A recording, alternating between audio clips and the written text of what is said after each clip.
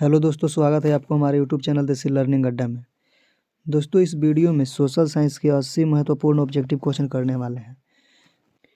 इस वीडियो से 20 से 25 क्वेश्चन आपको बोर्ड एग्जाम में हूबहू देखने को मिल सकते हैं, तो वीडियो को अब जरा सा भी स्किप मत कीजिएगा। चलिए चलते हैं क्वेश्चन की ओर। इनमें से कौन जैविक संसाधन नहीं है? पूछ रहा है जैविक संसाधन नहीं है, तो पहले जानते हैं कि जैविक संसाधन होता क्या है। देखिए, जैविक संसाधन का मतलब होता है कि वैसा संसाधन जो सजीवों के द्वारा प्राप्त किया जाता है।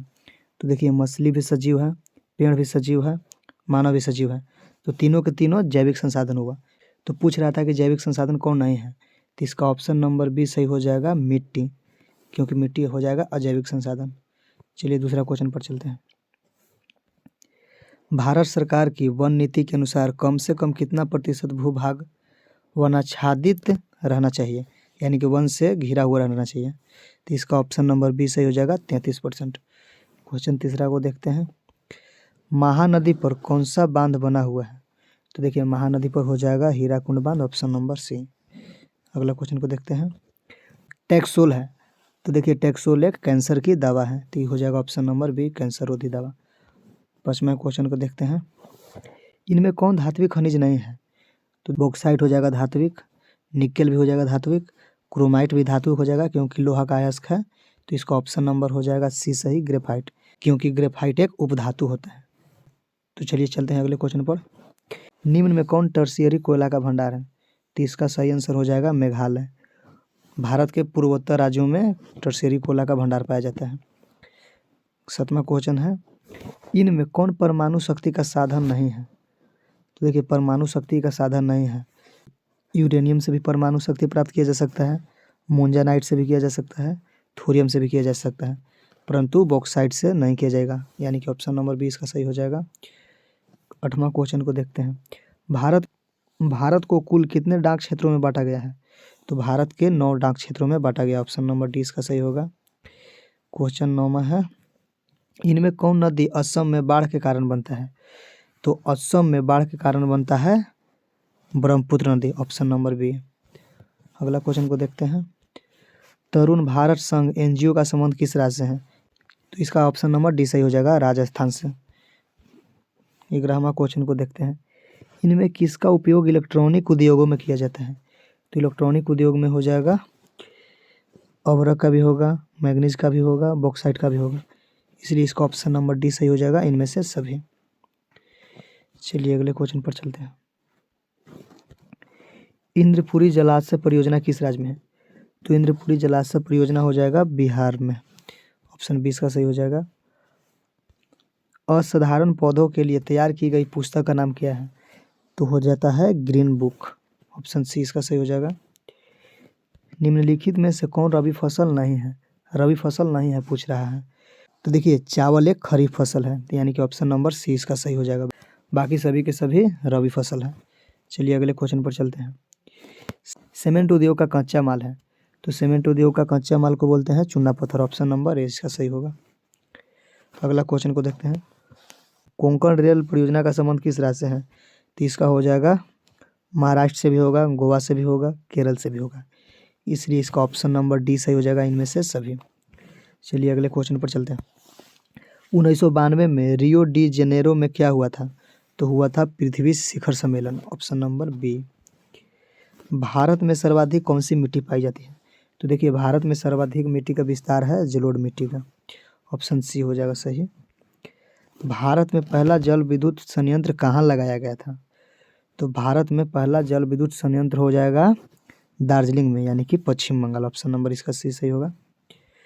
बिहार में उर्वरक कारखाना कहाँ स्थित है? तो बिहार में उर्वरक कारखाना बरौनी में हो जाएगा, ऑप्शन नंबर सी इसका सही हो जाएगा। निम्नलिखित कारकों में कौन सूखे के लिए जिम्मेवार नहीं है?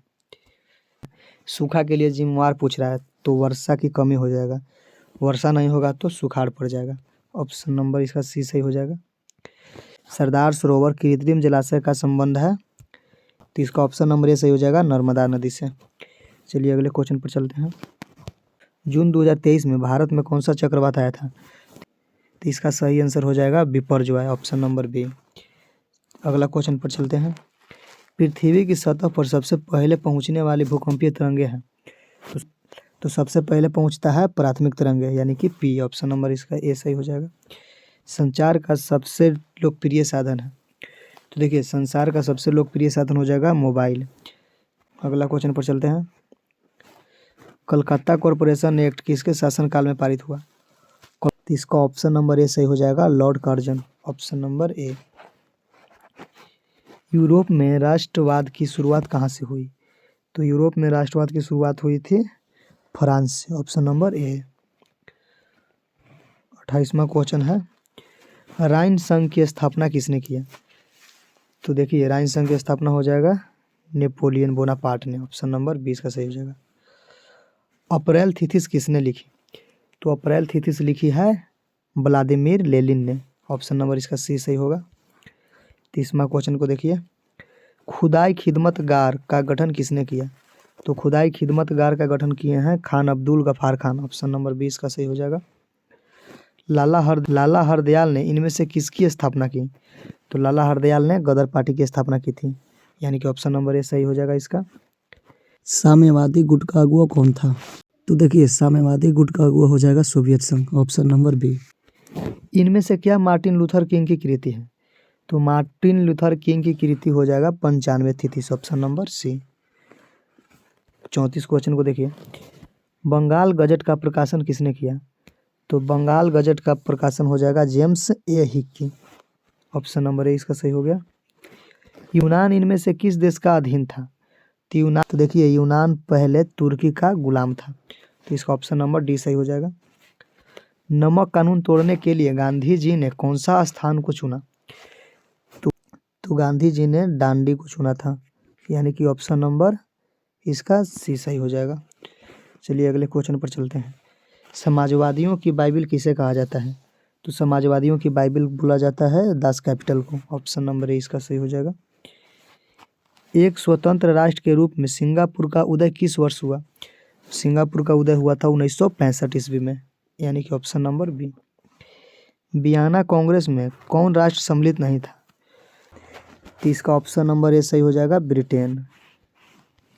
अगला क्वेश्चन को देखते हैं, फॉरवर्ड ब्लॉक की स्थापना किसने की?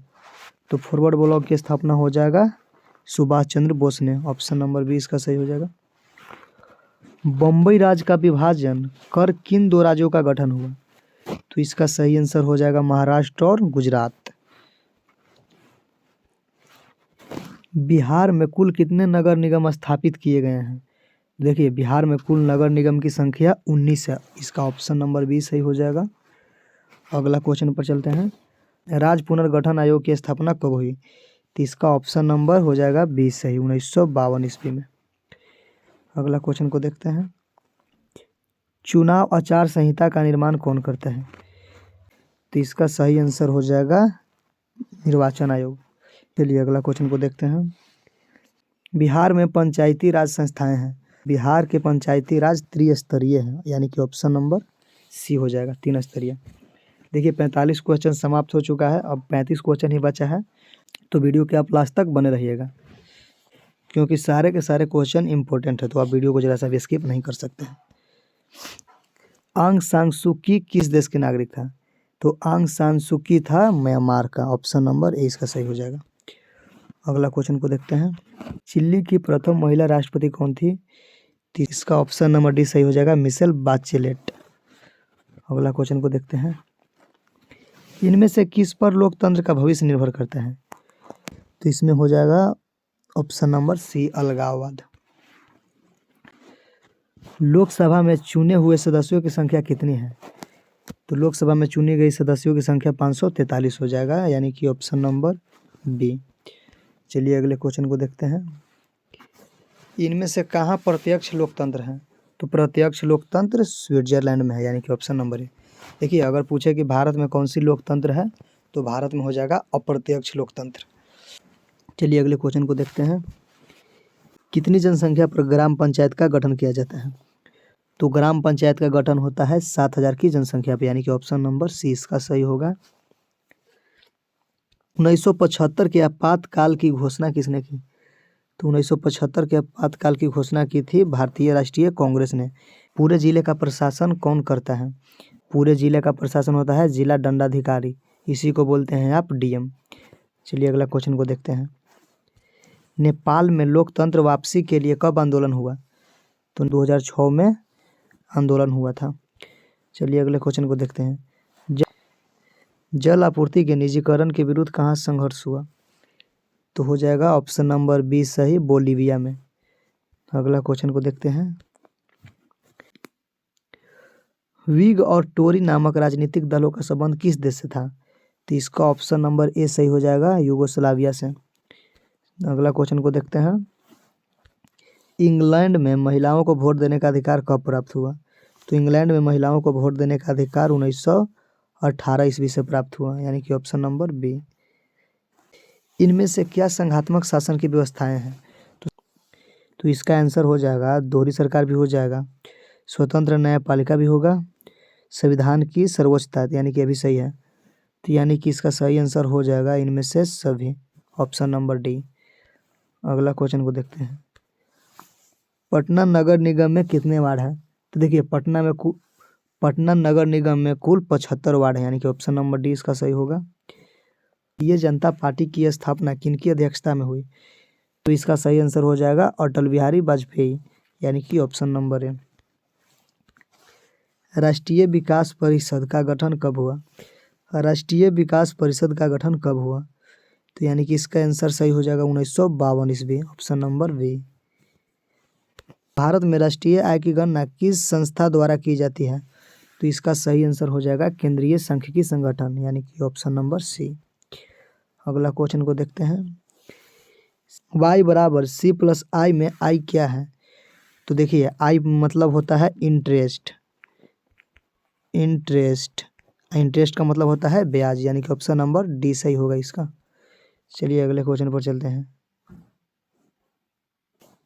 इनमें से क्या शुद्ध राष्ट्रीय उत्पाद में शामिल नहीं होता है? तो इसका ऑप्शन नंबर बी सही हो जाएगा, मूल्यह्रास। खनन को इनमें से किस क्षेत्र में शामिल करते हैं? तो देखिए खनन हो जाएगा, पशुपालन हो जाएगा, कृषि हो जाएगा, सभी के सभी को प्राथमिक क्षेत्र में करते हैं। इसका भी प्राथमिक क्षेत्र होगा, ऑप्शन नंबर ए सही हो जाएगा। किस अर्थव्यवस्था में लोक कल्याण पर बल दिया जाता है? तो लोक कल्याण पर बल दिया जाता है, यानी कि ऑप्शन नंबर बी इसका सही होगा, समाजवादी अर्थव्यवस्था में। देखिए अगर आपसे पूछ दे कि भारत में कौन सी अर्थव्यवस्था है, तो भारत में हो जाएगा मिश्रित अर्थव्यवस्था। चलिए अगले क्वेश्चन को देखते हैं। इनमें से क्या पूंजी का पारिश्रमिक है? तो यानी कि पूंजी का पारिश्रमिक हो जाएगा ब्याज, ऑप्शन नंबर सी। इनमें से क्या संस्थागत वित्त का स्रोत है? इनमें से क्या संस्थागत वित्त का स्रोत है? तो हो जाएगा ऑप्शन नंबर डी, सहकारी बैंक। अगला क्वेश्चन को देखते हैं। भारतीय पूंजी बाजार किस प्रकार का वित्तीय संसाधन प्रदान करता है? तो देखिए इसका ऑप्शन नंबर ए सही हो जाएगा, अल्पकालीन। अगला क्वेश्चन को देखते हैं। ग्रामीण विकास तथा कृषि के लिए ऋण प्रदान करने वाले संस्थाओं को वित्त की आपूर्ति कौन करता है? कृषि और ग्रामीण विकास के लिए जो ऋण प्रदान करती है उस संस्था को बोलते हैं हम लोग नाबार्ड। भारत में सहकारिता आंदोलन कब प्रारंभ हुआ? तो भारत में सहकारिता आंदोलन की प्रारंभ हुआ था 1904 ईस्वी में, ऑप्शन नंबर बी। विकसित देशों के कार्यबल का अधिकांश हिस्सा किस क्षेत्र में कार्यरत होता है? विकसित देशों के कार्यबल का अधिकांश हिस्सा किस क्षेत्र में कार्यरत होता है? तो इसका ऑप्शन नंबर बी सही हो जाएगा, विनिर्माण में। चलिए अगले क्वेश्चन को देखते हैं। आर्थिक नीति कब लागू की गई? तो यानी कि इसका ऑप्शन नंबर हो जाएगा सी सही, 1991 ईस्वी में। चलिए अगले क्वेश्चन पर चलते हैं। कृषि उत्पादों के प्रमाण के लिए किस मानक चिन्हों का प्रयोग किया जाता है?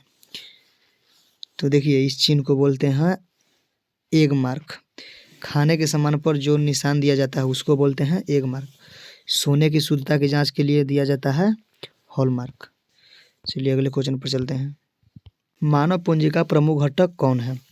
तो देखिए मानव पूंजी का प्रमुख घटक हो जाता है स्वास्थ्य, ऑप्शन नंबर बी। चलिए अगले क्वेश्चन पर चलते हैं। जवाहर रोजगार योजना कब लागू की गई? तो देखिए इसका सही आंसर हो जाएगा 1989 ईस्वी में। चलिए अगले क्वेश्चन पर चलते हैं। एचडीआई मानव विकास सूचकांक कब शुरू की गई? तो देखिए इसका सही आंसर हो जाएगा 1990, यानी कि ऑप्शन नंबर बी। चलिए अगले क्वेश्चन को देखते हैं। इनमें से कौन प्राथमिक क्षेत्र की क्रिया नहीं है? तो देखिए वानिकी हो जाएगा प्राथमिक क्षेत्र, मछली पालन प्राथमिक क्षेत्र, पशुपालन प्राथमिक क्षेत्र, तो यानी कि इसका ऑप्शन नंबर सी सही होगा, विनिर्माण। विनिर्माण होगा जो प्राथमिक क्षेत्र में नहीं आएगा। चलिए अगले क्वेश्चन पर चलते हैं। इनमें से क्या आवश्यकताओं के दोहरे संयोग की समस्या को हल कर सकता है? तो देखिए इसका सही आंसर हो जाएगा ऑप्शन नंबर सी, मुद्रा। चलिए अगले क्वेश्चन पर चलते हैं। इनमें से कौन व्यापारिक बैंक नहीं है? तो देखिए इसका सही आंसर हो जाएगा भारतीय रिजर्व बैंक, आरबीआई। तो देखिए इस प्रकार हम लोग पूरा के पूरा 80 क्वेश्चन कंप्लीट कर लिए। अगर वीडियो आपको ज़रा सा भी अच्छा लगा हो तो वीडियो को लाइक करके चैनल को सब्सक्राइब कर दीजिए, ताकि जब भी हम अपना नया वीडियो डालें तो सबसे पहले आप तक पहुंच पाएँ। तो हम मिलते हैं एक नए वीडियो में नए टॉपिक के साथ। तब तक के लिए बाय बाय, टेक केयर।